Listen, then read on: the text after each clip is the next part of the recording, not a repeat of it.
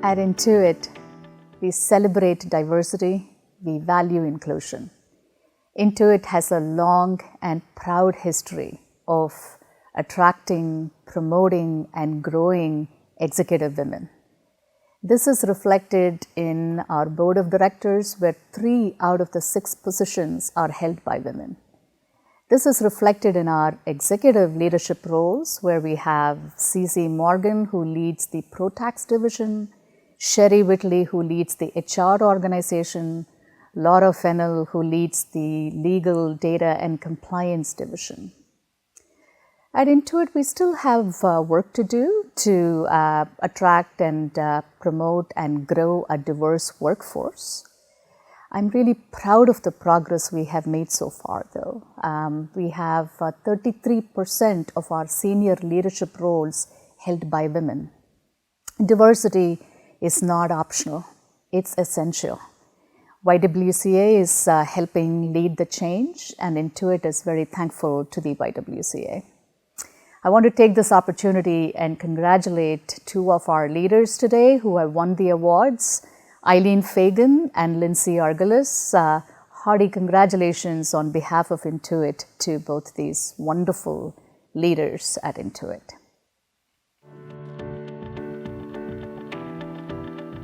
It was 35 years ago I began my career in financial services. I was fortunate to be hired by Merrill Lynch as a receptionist. And over the years, I took advantage of the training programs and opportunities Merrill Lynch had to offer, including tuition assistance, which helped me graduate from San Jose State with honors. In the 1980s, the financial services industry was quickly evolving, creating more and more opportunities for women. Opportunities resulting from the efforts of women of previous generations. Opportunities arise for a reason, and whether or not you think you're ready, seize the opportunity and be your unique self. Set your goals and make them happen.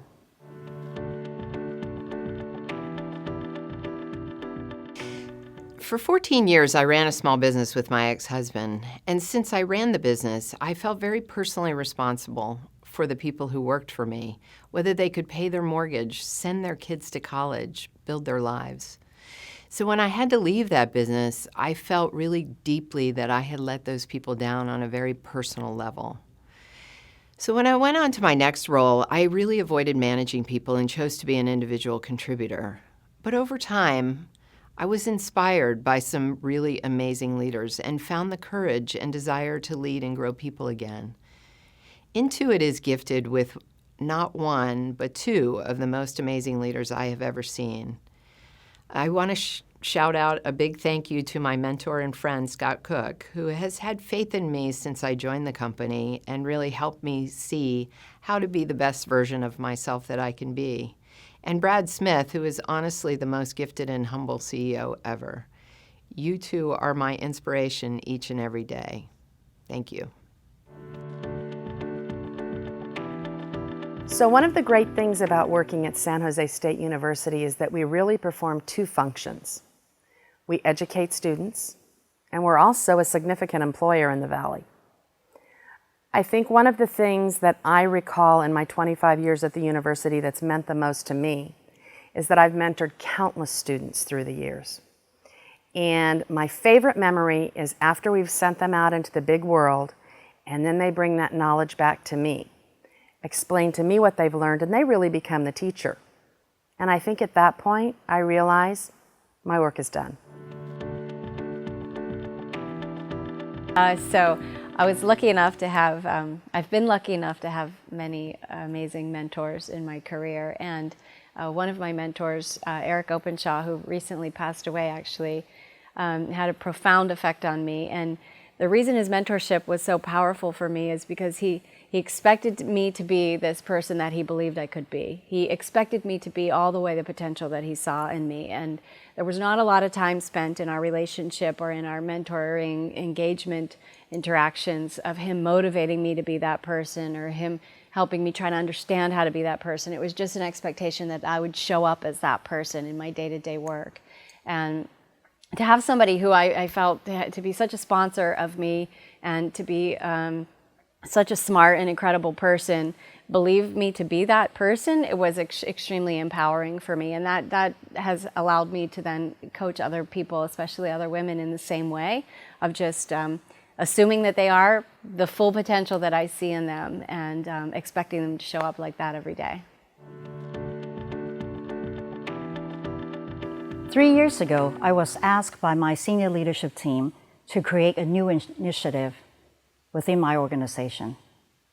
As with anything new, I've encountered a lot of objections and a lot of naysayers. There are 3 lessons that I've learned in reflecting the past 3 years. First and foremost, be passionate about pursuing something that you believe in that's important. Number 2, stay strong, build resilient. Number 3, be relentless.